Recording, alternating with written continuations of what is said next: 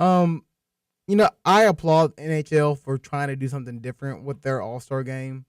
Uh, it just happened to be the same day that the NFL was doing their Pro Bowl, and I gotta say that I was not happy. Or I'm not gonna say I wasn't happy, but NFL has to do something with their Pro Bowl game. That's another discussion for another day. But I like the new All Star layout. Even I don't even watch hockey, and even I was just sitting there, just like, oh man, it's kind of getting exciting. It was high scoring. There was a goal every 2 minutes. I actually liked it, but then again, I'm not an avid hockey fan, so what do I know? Neither am I, but I kind of like the idea of just the two divisions going head to head. I think it's kind of cool to see, which division comes out on top. So just moving on quickly to the next topic, as we have to go to break in about 5 minutes. Detroit Lions wide receiver Calvin Johnson reportedly has told his teammates and coaches that he plans to retire at the age of 30. What are your thoughts on that? I mean, I think he's just being cautious with the whole concussion and his whole health protocol. But he had a great year, so he could definitely have played for more and more years, but I think he's just being cautious with his health. This year he had 1,200 yards and 88 receptions, so I don't think he was playing to ride off into the sunset. I think he was just watching out for his own health. I think what he did was also smart. Just going, like, not necessarily going out on top, but getting out of the game before any more sudden injuries come up. I remember reading an article on Antoine Randall, who was a good wide receiver for the Washington Redskins. And I remember in the article, he just was talking about how he had trouble walking up and down the stairs, and he wished that he played baseball, and he kept playing baseball. And I know that my good friend J.J. Jackson, recently told me how, well, why didn't Calvin Johnson take the money? And then I responded, well, J.J. White's such an idiot. Well, the point is that Calvin Johnson knows when to, just put up the cleats and, just take the money he earned. He rightfully earned it. Even if he played on the Lions, who, in his career probably went to the playoffs once or twice. And just, retire, go off with your family, kick it back on the beach, and just enjoy it. I agree, and there could be more to the story than we know. Maybe he was just tired of playing the game. And, he's reaching that age where maybe he's starting to think that he's losing a few steps, and maybe next year when he comes back, he wouldn't be 100% healthy, and he's a little scared of the whole concussion thing. And then, if he's not happy playing the game, I mean, we don't know that for sure, but he could just be tired of the game as well. So this goes into the next topic, and after this, we're going to go ahead and head over to a commercial break. But a recent survey was taken of NFL players worried about their health. So the question becomes, Meredith, if you had a son, would you allow him to play football? I think it depends on a lot of factors. If my son was really tall and lanky, I don't think he could take the hits. But if my son was built to play football, I would definitely let him play football. I think it builds a lot of character. But, in the end, it would be the kid's decision. And if he wants to play football, I say go ahead, as long as I don't think he would get killed out there. What about you? Well, I mean, if there was a chance of my kid getting killed out there, I don't think I would ever let him out there. But no, my son would not play football. I'm not sure I would really let him. I mean, I played football for 11 years from Little League to 10th grade in high school. And I'm not saying I regret it, but I'm not sure. Like, I can't put somebody, my son out there, knowing that there are some things that he gets a concussion and that could quite possibly ruin the rest of his life. Just one wrong move. I agree. Whether it's a neck injury or a concussion. And I believe you're more prone to concussions in the game of football, but you can get concussions in any sport. One of my teammates got a concussion playing girls lacrosse, and then one of my friends got a concussion running track. She became unconscious, and she fell and hit her head on the concrete on the side of the track. It happens in any sport. Well, in that case, my son's going to do ballet then, because I don't want him getting concussions. I'm sure you can get a concussion in ballet. You hear that, Jared Jr.? You're wearing a tutu. So you're going to push your kid to do ballet now? Hey, I mean, if it pays money and pays the bills, then why not? All right. Do you wish you played a different sport in high school? Well, I mean, in high school, I only played football. I mean, through my playing little league, I played basketball and baseball and soccer. I really like soccer and baseball, and I wish I could have made something out of baseball, but whatever happens, happens. But yeah, I feel like if I would have done well in baseball and went to the high school level and kept playing baseball, then yeah, I would want to make something out of baseball because I know I can play that sport for years and years and years on end. I agree, and you don't really have to like lose a step in baseball to become a bad player. There's a lot of different factors other than just speed or catching that go into the game of baseball. But I don't know. I'm in the end going back to it. I just think in the end it's the kid's decision, and if he really loves the game and it's good for him, I think they should be allowed to play. Well, on that note, we're going to head to our first commercial break. You're listening to the Extra Point here on WEGL 91.1 FM.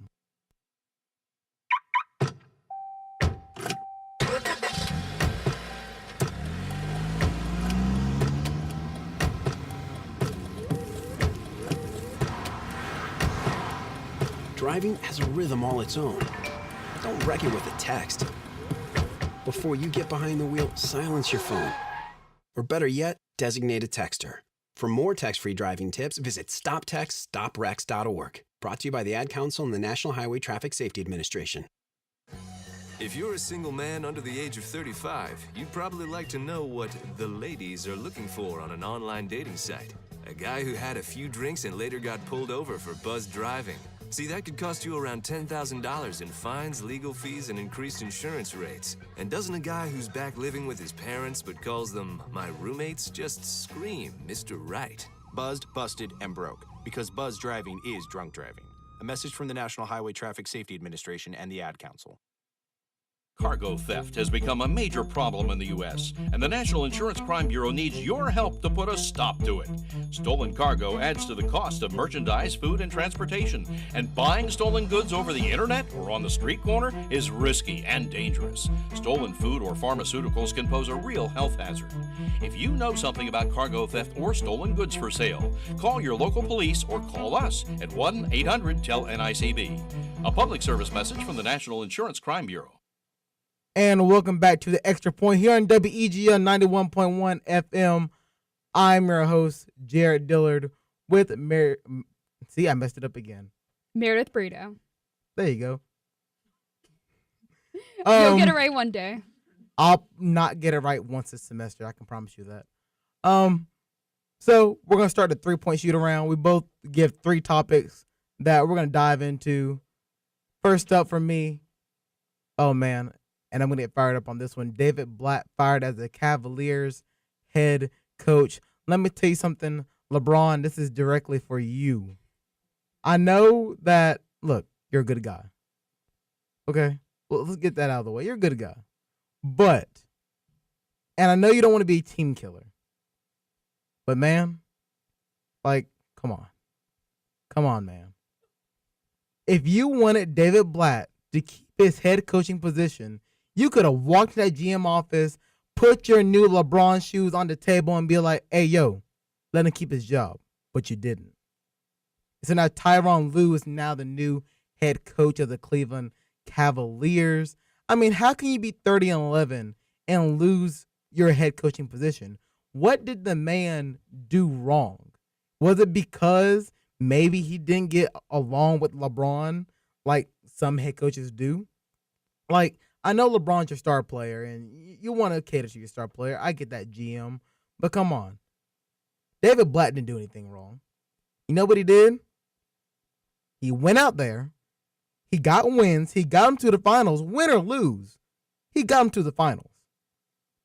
So you fired him, and you expect Tyronn Lue, or whatever his name is, I think I said it right.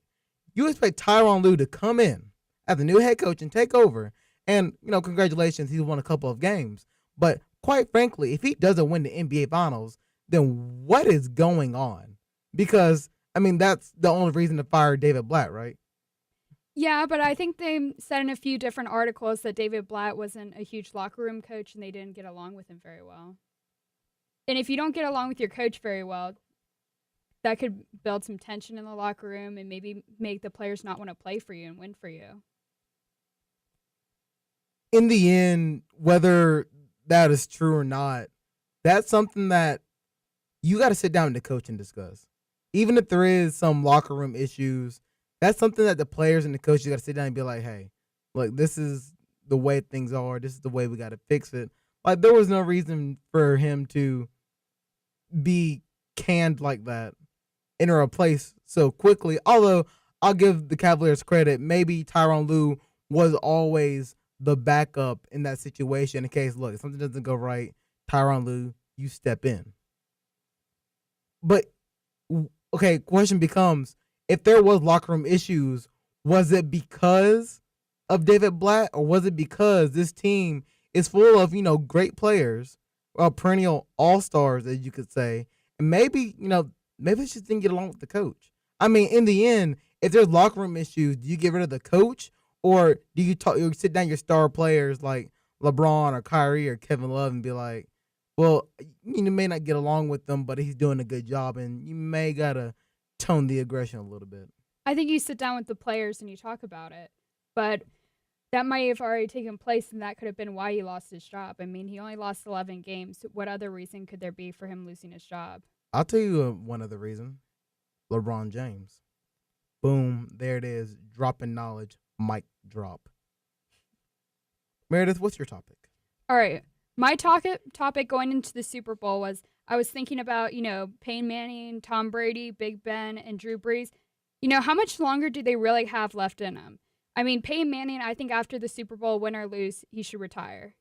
He looks like he's throwing ducks out there. Like he doesn't have any more power behind his throws. And then Tom Brady, I think he has a solid 2 or 3 more years. And then Ben Roethlisberger, he's become really prone to injuries. He hurt his shoulder recently. And he's hurt his knees a few times, and he's been carted off the field a lot in the past 2 to 3 years. So I think he maybe has 1 or 2 years left. And then Drew Brees, I think this is his last year unless he decides to retire before training camp. What do you think? Well, going to Peyton Manning, I think in his mind he wants to play another year, but his body's just telling him no. So whether he knows it or not, this is probably going to be his last game. As for Tom Brady, other than the ACL injury a couple of years ago, he hasn't really been injured too much. I can see Tom Brady going another 4 or 5 years. I mean, he's in great shape, and it's hard to think that, Tom Brady's been around for, I think going on 12, 13 years. So I think Tom Brady has a good bit of time left. Big Ben, I'll give him 3 years. I know it was an injury-filled season for him, but a lot of players got injured this year. I think it was just that type of year. I'll give him about 3 more years. And as for Drew Brees, that $30 million contract he's looking for, the only team that can really pick him up are the New York Yankees at this point, because you know why? They buy teams, they buy rings, and that's what they do. So do you think Drew Brees should come back? To the New Orleans Saints? Yes. I think the bigger question is, do the Saints even want to, pay that much for Drew Brees? That's what I'm asking. If you were the GM for the New Orleans Saints, would you want Drew Brees to come back? Off the top of my head, I don't know where the Saints land in the draft, but I, as a big, after Auburn, of course, as a big Michigan State fan, would draft Connor Cook in the NFL draft if I could. I think maybe you just cut Drew Brees. I mean, he's a great quarterback. But $30 million, I'm not paying that for Drew Brees. I'm sorry. He's a great quarterback. Do not get me wrong. And any team that gets him, you know what? You got yourself a Pro Bowl quarterback.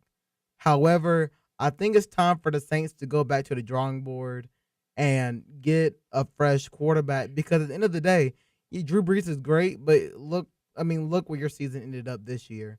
I mean, Drew Brees can only take you so far. You gotta get some players around you. And by letting Drew Brees go, that frees up so much space to just go out and get some other players to help out that younger quarterback. I mean, there's nothing wrong with, breaking down and starting off fresh. There's nothing wrong with that. and you shouldn't be ashamed with that. I agree. And their offensive line also isn't the best. So a few more hard hits to Drew Brees, and he could be out for the year. And you're paying $30 million for your starting quarterback to be in a cast or a boot. That's really questionable as to whether you want him to come back or not. As opposed to Connor Cook, he's young. He could take a couple hits. And he's not going to take up that cap space like you said. I mean, I guess it's like, I mean, RG3 has nothing to do with this, but it's like RG3 has been, here and there, hit and miss. He's been injured, and he's cost the Redskins a good bit of money. So obviously, although they haven't done it yet, they're gonna get rid of. They're gonna get rid of him, save up that money, or at least try to do something with them.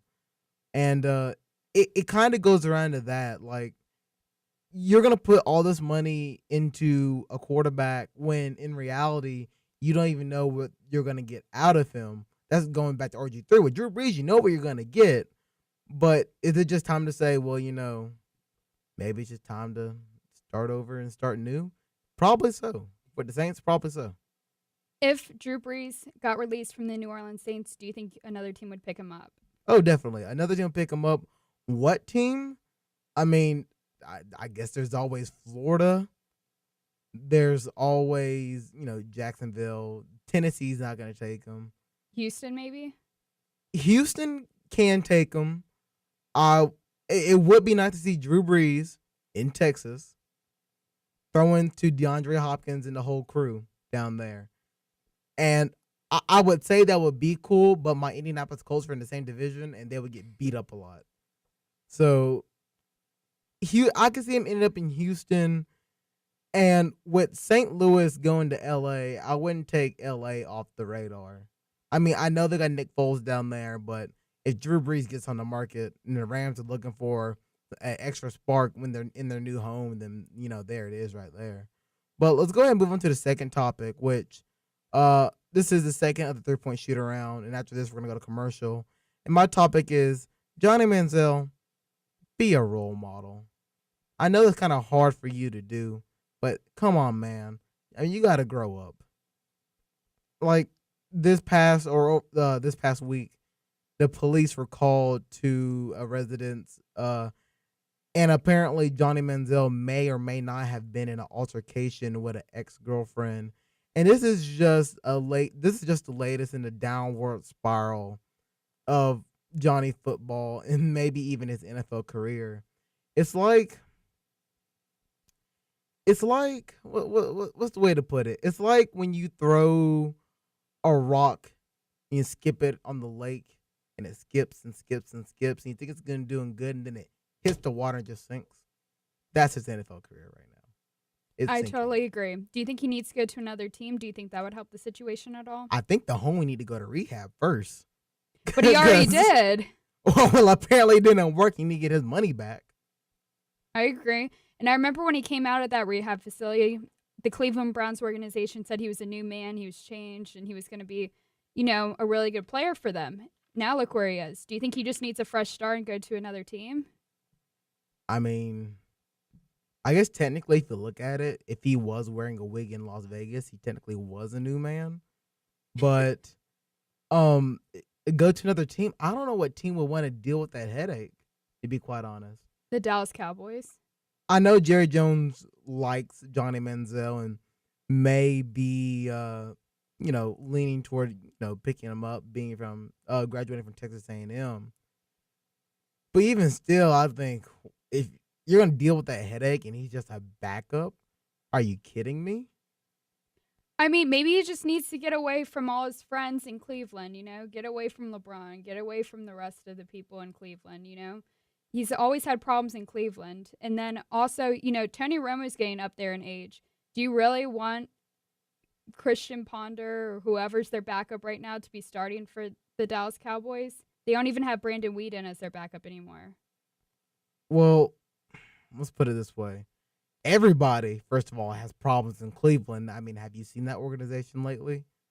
And second, Tony Romo has a couple of years left in him. And he's one of those tough quarterbacks. I remember he was playing with a fractured rib. I mean, I think Romo can go for another 3 or 4 years. And I mean, honestly, I would take a rookie from the draft over Johnny Manziel at this point. I Really? mean, yeah, I would. Either, Christian Hackenberg from Penn State, Conoco from Michigan State. So you can wait a year and get Deshaun Watson when he inevitably declares in his junior year. I mean, I don't see the upside in getting Johnny Manziel other than selling tickets. And the only team that should be doing that are the St. Louis Rams because they have the lowest attendance in the NFL. But hey, they're LA bound, so maybe that'll rise. I don't know. That's a discussion for later. So after this, not after this, but we're going to go to commercial break right now. Listen to the Extra Point here on WEGL 91.1 FM. I chose open adoption. My mom got mad at me. We adopt people into our family, but we don't adopt out of our family. I called the adoptive mom. When I placed Miles in her arms, her whole body lit up. In the end, everybody came together. My mom told me that I'm the strongest person she knows. For more information, visit ichooseadoption.org. I'm Melinda, and I chose adoption.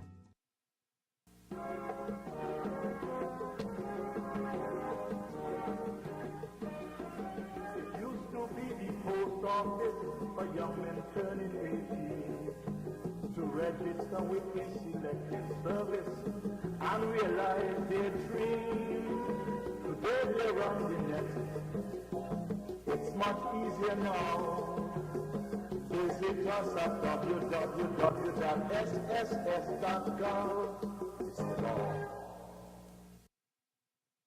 I'm Anthony Anderson, and I know you love your family, but are you taking care of their future? If you can buy a latte, you can buy life insurance. It's that affordable. Learn more at lifehappens.org. A public service message from the nonprofit Life Happens. Think fast. In less than 30 seconds, a small flame can become a big fire. Don't let your world go up in smoke. Have working smoke alarms and practice an escape plan for you and your loved ones. Learn more at usfa.fema.gov because fire is everyone's fight. Our daughter might be drinking or taking something else. We can't talk with her about it. She keeps everything secret. But when I pretend everything is okay, I'm keeping secrets too. My therapist suggested Al-Anon family groups. It was helpful to hear what other parents said. Are you troubled by someone's drinking? You might be surprised at what you could learn in an Al-Anon family group from people just like you. Call 1-888-4-AL-ANON or visit alanonfamilygroups.org. And welcome back to the Extra Point here on WEGL 91.1 FM. I'm your host, Jared Dillard and Meredith. Go ahead and do your name. I'm going to mess it up again. Meredith Brito. There you go. Meredith, I'm going to let you go ahead and do your second topic as we ran out of time before the commercial break. What was your second topic? All right, my second topic kind of pertains to my first topic earlier. When you look at the aging quarterbacks and almost all of the really good, elite quarterbacks, they're getting into their late 30s. When you look at the list of NFL QBs, wouldn't you put Cam Newton as the best quarterback in the league right now? He's 26 years old. He's, going to be the MVP this year. He's a dual threat quarterback. What is there not to like about Cam Newton? Ooh, okay. Uh-oh. It's Cam Newton. I mean, he's up there. Don't get me wrong. The boy is up there. Well, I mean, there's Tom Brady. There's Cam Newton.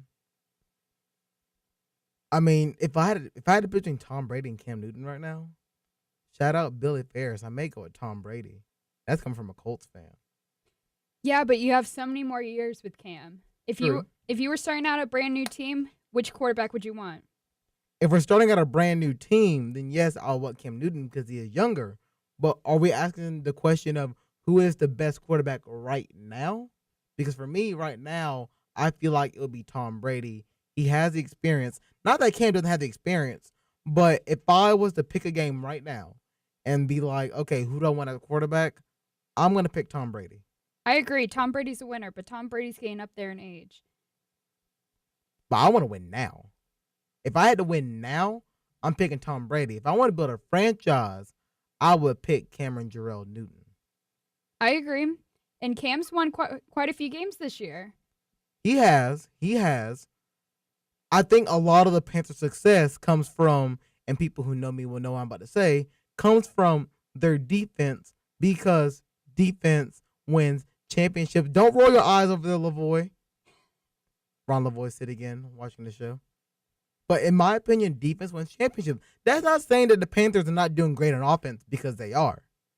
They're doing exceptionally well on offense. They are a top 5 offense, hands down, top 3, number 1, whatever you want to say. But that defense right there that gets you turnovers, that gets you good field position, that makes it easier on your offense, they are, in my mind, the MVP of the Panther season. I mean, Cam Newton's going to win MVP, and that's great, but don't let that overshadow what the defense has done this year. Oh, I totally agree. Their defense is amazing at creating turnovers, but one thing Cam Newton doesn't have as much as Tom Brady does is the weapons he throws to. That's also true. I mean, Cam Newton, we forget he is missing Kelvin Benjamin, who was injured in the beginning of the season. For sure. And I mean, would you rather have Danny Amendola or Julian Edelman or Ted Ginn Jr.? I mean, I would go with the Patriots wide receivers. Exactly. And then, if you take away Greg Olsen, what weapon do you have on that offense? It's essentially Cam Newton. I mean, it's Cam and whatever he can do to get open. But Cam does a good job of getting wide receivers who may not get a lot of playing time and making them into something. Even wide receivers that are coming off the bench, go out there and they can get receptions, they can get yards, they can get touchdowns.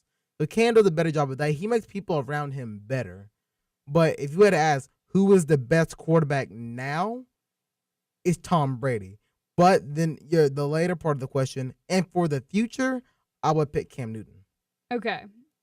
I'm on the same page. Tom Brady's just a winner. You can't take him out of any game despite, whoever's hurt. And he's played with so many bad defenses towards the end of his career that Tom Brady is their team. I mean, I agree with that. I agree. We're going to go over to our third topic. And mine is San Diego. Just stay in San Diego. I was all for the Rams moving to L.A. I know maybe a lot of St. Louis fans wouldn't like that. They lost their team, and I do feel sorry for them. It's okay. They have the Cardinals. They do have St. Louis Cardinals, my favorite baseball team. I mean, they get rings. They don't have an NBA team, though. True, so now they're a baseball team. But San Diego, we don't, and the NFL doesn't need 2 Los Angeles teams. Now, I get the whole, it's within 5 hours anyway. It wouldn't really make that much a difference. No, but still, San Diego, just stay in San Diego. Oakland, honestly, you could just go wherever you want to. If you want to go over to London, you can go to London. If you want to go to Mexico City, hey, you can head over to Mexico City. If you want to go to Toronto, hey, just call up the Raptors, and they got some area over there. They were talking about the Raiders going to San Antonio. I think that'd be a good move. Man, there's Dallas, there's Houston already in Texas. There was one story about the Raiders going to the Sin City, Las Vegas, Nevada. Can you imagine the Las Vegas Raiders, or my personal favorite, the Las Vegas Gamblers? I like it. I would like that too, but everything's bigger in Texas, so I think it would be better in San Antonio. If everything was bigger than Texas, then Texas would have a quarterback. Oh. Yeah. Well, if they move, then they have Derek Carr. I think Derek Carr's pretty True. good. Derek Carr is a good quarterback. And the Raiders do move to Texas. At least the state of Texas does have a, NFL quarterback. Not taking away from Tony Romo. He was hurt all season. And when he comes back, the division is the Cowboys. Let's go ahead and get that out of the way. So, Meredith, what was your topic? My topic was the LA Rams. I just think the move from St. Louis to LA is a good decision for them. I think they'll have a lot more people in their stadiums. And also, hopefully it's a nicer stadium than the one in St. Louis. That stadium is not the best. Well, I mean, the Rams were trying for years to figure out a way to renovate or build a new stadium or find out something. And if it was just like, well, come over to LA. And the Rams were like, okay. Yeah, it worked out for him in the past. I mean, they're it's not like they're going to a random city that's just happened to be profitable. I mean, they were in Los Angeles at some point and happened to move to St. Louis. They're going back to I guess what you really call home for the Rams, who were there for, off the top of my head, 49 years. So. And I think it fits a little better, They're closer to their division teams. And That's also true. Now it's actually the NFC West. They're not towards the East anymore. I think it fits a little better. I mean, I like the whole division argument. I still wonder why my Colts are in the AFC South, even though they're in Indianapolis. Like, I don't even know what happened there. Whoever did that, they need to be fired, or something. And whoever allowed the Houston Texans to be created needs to be fired as well. Yeah, but they have a really good fan base. They're probably one of the loudest stadiums in the NFL. I just like picking on the Texans because they're a division rival, but they did a good job this year securing the division. A little sad the way their playoffs hopes ended, but I mean, I get that's just how it goes. Yeah, but they're not a good team. That AFC South was last year's NFC South, but worse. And also, if y'all had Andrew Luck play this whole year and he was fully healthy, y'all would have won that division. Exactly. See, I keep telling people that, but they just don't want to listen. And hopefully y'all can improve your defense. I mean, hopefully. So we're going to head over to our game show, Buy or Sell. We're going to buy or sell a couple of topics here. And the first topic is the Pro Bowl. Is it even relevant anymore? Yes. So, okay, calm down. Is a Pro Bowl even relevant anymore? We're gonna buy or sell it. So if you buy it, you think it's a decent. I'm not even say good, okay, because it doesn't deserve that title. It's a decent game. You want to keep it around, or if you sell it, you know what? Just scrap it, get it out of here. And what would you replace it with? So Meredith, you go first because apparently you got your answer locked and loaded. I mean, I buy it. I've watched it since I was a kid. I think it's a little entertaining. I like the new format of, how they draft before, and it's Team Irvin versus Team Rice. And, I mean, I think it's a little entertaining, and I think every sport has an all-star game, so I think football should keep theirs. I mean, that's the most watched sport in this country, so why would they not have one if the other sports do? Two things I'll say about the Pro Bowl, and I'm going to sell, okay? Two things about the Pro Bowl. A, I was watching, and my boy T.Y. Hilton of the Indianapolis Colts was in there. And he caught a pass, and he was running down the sideline. And a bunch of the other bunch of other members on the defense came up and group hugged him, which I thought was pretty nice. And then they blew the whistle, and that was it. He didn't even go to the ground or anything. And at that moment, I realized I threw up a little bit in my mouth because the Pro Bowl disgusted me. And then two, I remember that a little bit after that play, I stopped watching the Pro Bowl, and I was watching clips of Frozen on YouTube with my little niece. So apparently the Pro Bowl didn't keep that much of my attention to where a grown man at 20 years old is watching Frozen. Okay? So I think we got to get the Pro Bowl out of here. It's nothing. I mean, scrap the Pro Bowl, but bring in skills competitions, 7-on-7 flag football. Cool. 7-on-7 flag football. I'll be okay with that. I mean, I was talking to my dad, and he had a great point that the Pro Bowl is an area where these athletes can go to this area and have a vacation with their family. That's totally understandable. You know what? That's cool. But if we're not going to play football, then let's just play 7-on-7 flag football. It'll still be fun. Have a skills competition. It'll still be fun. I'd like to watch a skills competition, but one thing I do like about the Pro Bowl is, I was watching the Atlanta Falcons Snapchat story, and, you see Julio Jones out there mingling like a little fraternity of NFL players. And it's kind of cool to see him, interacting with people from other teams and act like they're actually friends. And I think that's kind of cool for it to be a friendly game versus always being competitive and hitting each other really, really hard. And we're going to move on to the next topic before we have to go to commercial. Buy or sell Peyton Manning, top 5 quarterback. You buying or you selling? Sell. How could you? I just think he's only won one Super Bowl. If he wins this Super Bowl, he might be in that list. But there's just so many other guys that have won multiple Super Bowls. I don't want to measure his success on how many rings he has. Because there are a lot of greats who do not have a Super Bowl ring. But you know what? They are a darn good quarterback. I agree. But early in his career, he was horrible in the postseason. How long did it take him to win a postseason game? Technically, he's still horrible in postseason if you look at the numbers. But you look at the records he has. You look at the teammates he's been around, Hall of Famers. And Yeah, he may only have one ring, but he's been to 3 Super Bowls. It's not like he can't get there.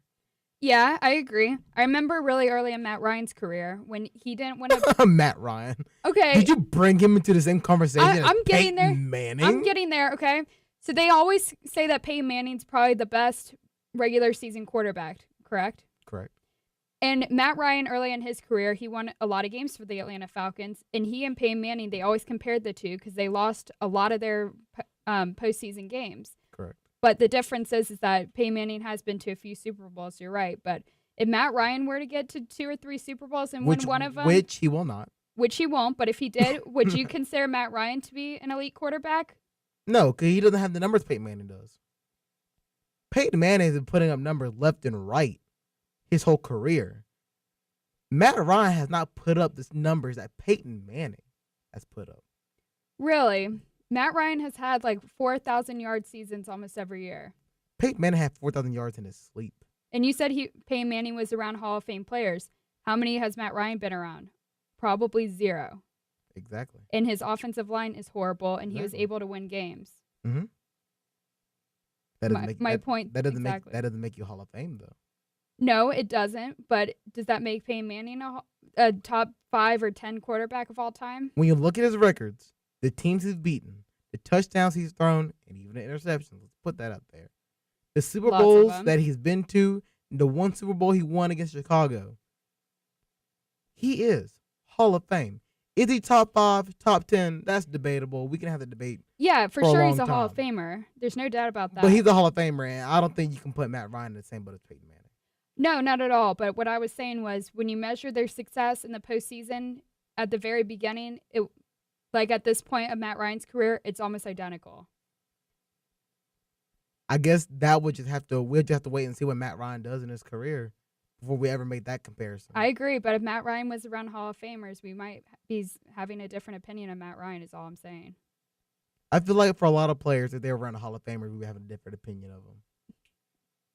But if Matt Ryan was on the Atlanta Falcons, if not Matt Ryan, if Peyton Manning was on the Atlanta Falcons right now, that would be a different story. He would have been retired by now because the offense sucks. Yeah, I know.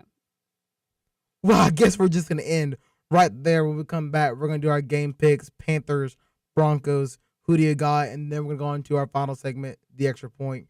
You're listening to The Extra Point here on WEG on 91.1 FM. Dad, we need to talk. Can we just enjoy the drive? If you're not going to listen to me, who will we listen to? Jeffrey. Marcia Gay Harden, what? Eyes on the road, Dad. What are you doing? What are you doing in my back seat? How did you get in here? You're getting older. Not that old. Your brain's changing. It's natural. Yeah, that's what I was saying. Honey, I've got experience with this. Jeffrey, brain health is all about making the most of your brain as you age and helping to reduce some of the risks to your brain. Really? Now that's interesting. So, you'll talk to her about this, but not me. Marcia Gay Harden? Where did she go? Learn what you can do to help keep your brain healthy at brainhealth.gov. She didn't say goodbye. I mean, I would have. Visit brainhealth.gov.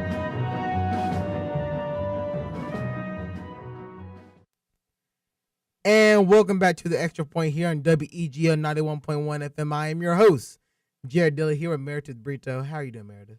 Good. You finally got my name right. I'm proud of you. Hey, I said I'll buy it during the break. Isn't that right, my boy Lavoy? I don't have a mic, but yes. He doesn't have a mic, but he said yes. Going on to our game picks, Super Bowl 50. It is the Carolina Panthers. Look at my dab, Cam Newton, versus the establishment, Peyton Manning, the Denver Broncos defense, and John Elway. Even though he's not playing, but you get what I'm saying. Yes, I do. Meredith, who is your pick to win Super Bowl 50 and give me a score? I picked the Carolina Panthers, and I think they're going to win 30-13. Good Lord. Okay. I just don't see Peyton Manning being able to score a lot of points against that amazing defense. And I think Cam Newton would be able to score more points if he wasn't playing against such an amazing Denver Broncos defense. But I just see Cam Newton having a different type of confidence going into this game, and I bet Peyton Manning has a lot of anxiety, and he may not have a lot of confidence going into this. I mean, he hasn't really thrown a lot of passes in the postseason. And I think if he doesn't start off too well, I think we may see some of Brock Osweiler. Okay.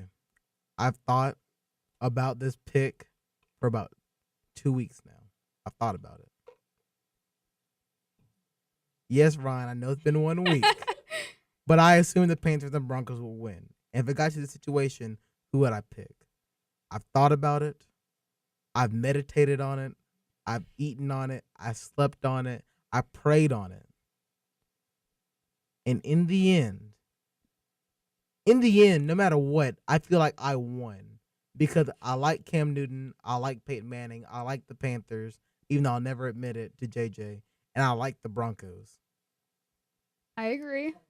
However, I feel like Peyton Manning's going to go out on top against the Carolina Panthers. It's going to be a close game. Everybody calm down in here. It's going to be a close game. What's the score going to be? 27-23. Only because the Panthers kicker will miss a crucial extra point early in the game. Just like the Patriots did. Just like, yes, JJ, Graham Gano. I feel like Graham Gano is going to miss a crucial extra point early in the game. Just like the Patriots did. And it may come back to bite them because they'll be down by 4 and they're going to need a touchdown and they won't be able to get it. Either way, no matter how it goes, I'm going to watch this game. I'm going to love it no matter who wins. Me too. Peyton Manning is my boy to the end. We grew up together. We walked to school together. You know what I'm saying? Mm-hmm. We go way back. You're in one of his SNL sketches when he threw the football at your back. Oh, yeah. That was me. You know, we shook hands and we got a cup of coffee after that. We were all good. But I feel like, JJ, be quiet. I do drink coffee. I feel like defense is going to come through. Panthers have a good defense. Everybody calm down. I knew that's where we're going to go. Panthers and Broncos have great defenses. Carolina's going to make plays. Denver's going to make plays. Peyton Manning doesn't need to throw for 200 yards to win this football game. He proved it. I agree. He proved it against the Patriots. Hey, I could throw for 168 with a noodle arm and still beat the Patriots and Tom Brady. He can do it. I'm not going to count him out. And this is really his last game. If he's going to go in there and be like, you know what? After this, no matter what happens, this is it. He's going to go out and he's going to ball out. You know why? Because that's just what Peyton Manning does.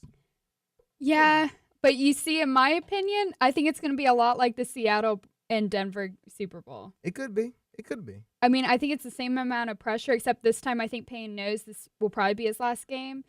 And then also, I just think Cam Newton's going to be young and healthy. We don't know how healthy Peyton Manning is. And with that, we'll move on to our final segment, which is aptly named The Extra Point. We make one final extra point, both of us, to get across to you, the viewers. And mine is Baylor's Tevin Elliot and why schools need to get their act together. If you don't know who Tevin Elliot is, he is a former Baylor's football player who has been accused of raping 6 women that attend Baylor. And the university has been accused of not helping these women in the time of need.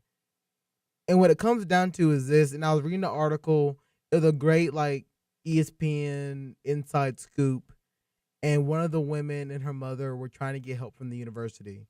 And the university just simply said, we can't give you counseling because it didn't happen on campus.